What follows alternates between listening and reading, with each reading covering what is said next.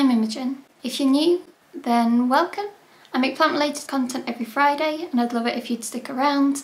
And if you've seen my videos before, then welcome back. Today I thought I'd show you my general all-purpose houseplant substrate mix, which I use for almost all of my repottings. I found it's a really good base for me.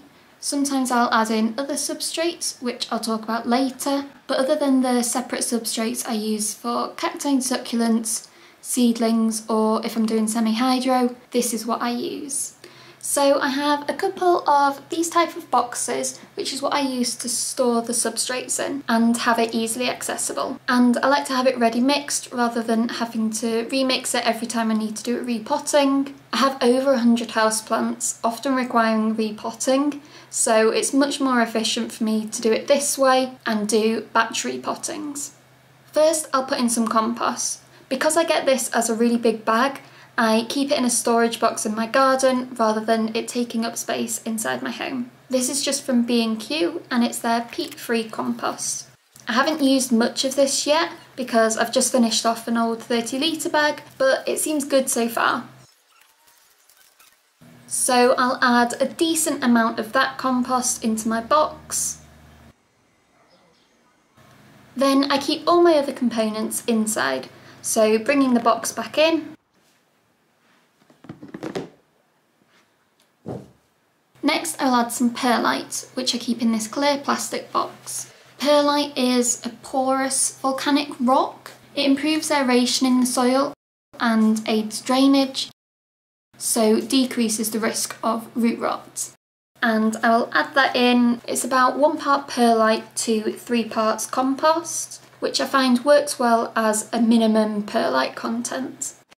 Next, I add activated charcoal. I get my charcoal from Soil Ninja. I've done a couple of videos about their soil mixes before. Their mixes are really good, but with this many houseplants, it's easier and cheaper for me to have a soil base ready to go, rather than ordering from them every time, but I do use their soil components. Activated charcoal is also porous, so will soak up any extra moisture in the soil.